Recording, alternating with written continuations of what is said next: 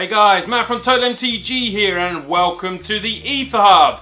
So what have I got for you this week? This week's deck tech is only $26 according to SCG prices, and on MTGO it's only 1.5 tickets, which is super budget. Now, the deck is called Fling and Artifacts. Make from that what you will. Let's see what the deck is all about. So let's start looking at this deck. It is called Fling Artifacts, like I say. It runs 14 creatures and 23 spells. And it all is based around the card that was reprinted in Amonkhet, which is Fling. 1 and a red. An additional cost to cast Fling. Sacrifice a creature. It deals damage equal to the sacrificed creature power to target creature or player. This is what we want to do. This is how we're going to win. So let's have a look at the creatures that we'll be chucking at our opponents. We start off with a 4 of a Lupine Prototype. It only costs 2. It's an artifact creature that's a 5/5, but it can't attack or block unless a player has no cards in hand.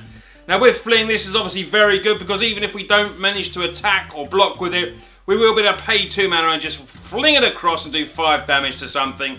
Really good card, and I thought this was really nice to go with the artifact sort of theme of the deck. 4 of Ravenous Intruder, 1 and a red. It's a 1/2 creature, sacrifice an artifact. The intruder gets +2/2 to end of turn. So it can automatically, with one of our artifacts that I'll show you in a bit, be sacked and become a 3/4. Maybe we want to make it bigger and sacrifice more, then attack and fling. It just seems like a very good card and very on theme with this deck. We also run a 2 of Heart Piercer Manticore. So just in case we don't get the Fling, this is another way with a creature form. When it enters the battlefield, you may sacrifice another creature. When you do, the Manticore deals damage to that creature power or player equal to the creature's power. This also has Embalm, so we can actually fling this and get it back as well. It's really good. We can get double interactions on it, and it's just a nice creature. We're going to just run 2 of them. So we go on to our final creature, which is a 4 of. It's Metalwork Colossus. We want to be flinging this fact. It's a 10/10, cost 11. We're going to be able to make it cheaper and hopefully fling it a bit earlier than we should do. And you can also get this back by sacrificing 2 artifacts and you return it to your graveyard from your graveyard to your hand. This is really good.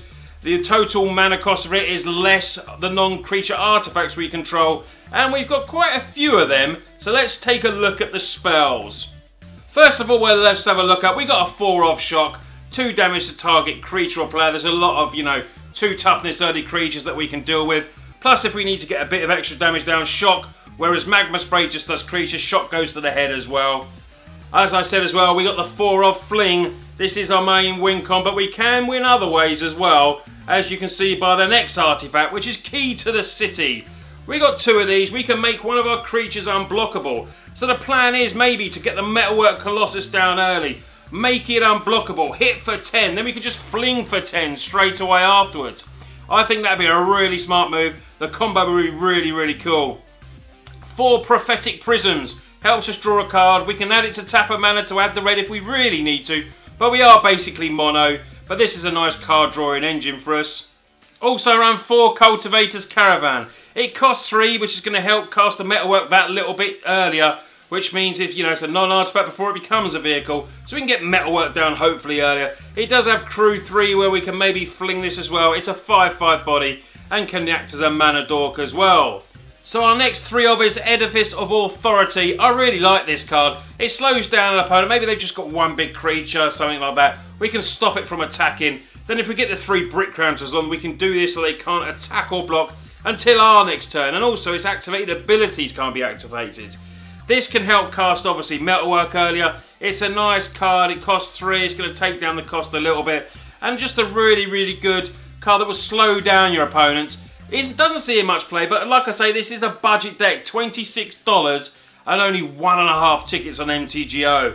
We also run a 2 of Hedron Archive. Nearly made this a 3 of, but I went for the 2 of. It adds 2 to your mana pool, and you can also sacrifice it to draw cards if we need be. But the important thing, the mana cost is 4. Get this down early if we can. Metalwork's coming down earlier, and we'll be flinging those facts over our opponent. So we go on to the land base. The land base is pretty simple. We have a Gaia Reach Sanitarium. 1 Inventor's Fair, 17 Mountains, and 4 Sanctum of Ugins. I like the Sanctum of Ugins because it helps us basically, if we can cast that first metalwork, we can go and fetch the other, and maybe we can just carry on the roll, which I've done before when I played this online, where you can just put another one down, sack it, get your next metalwork Colossus, get them on the field, get those flings, and just keep flinging at our opponent. Once we made maybe a creature unblockable with Key to the City. That's the plan of the deck, guys. It's pretty aggro. I really like it, and I think it's going to be a lot of fun.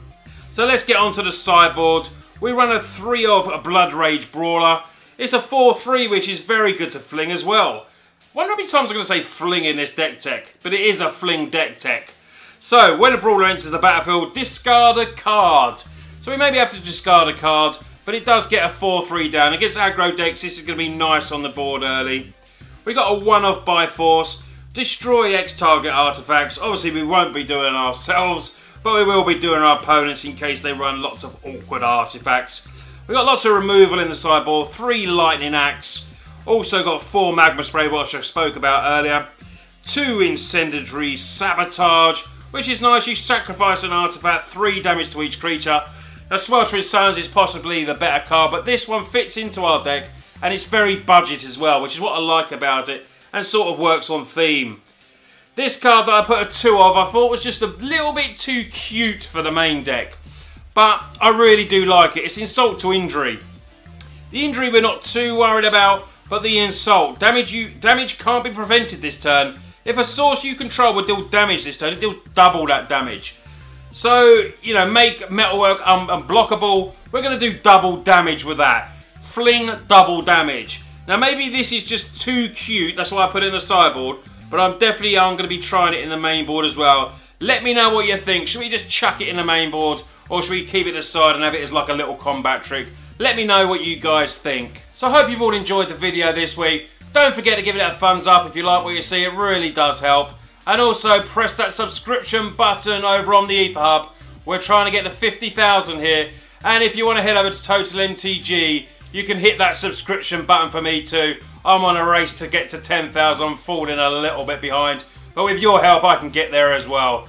Anyway, guys, I will see you in the comments as always. Take care, and I'll see you soon. Hey guys, thanks for watching the Aether Hub here on YouTube. If you enjoyed this video, support the channel and all our creators by liking, sharing, and of course subscribing so you never miss our latest video. You yourself can become an honorary Hub member by visiting our store at www.aetherhubtcg.com.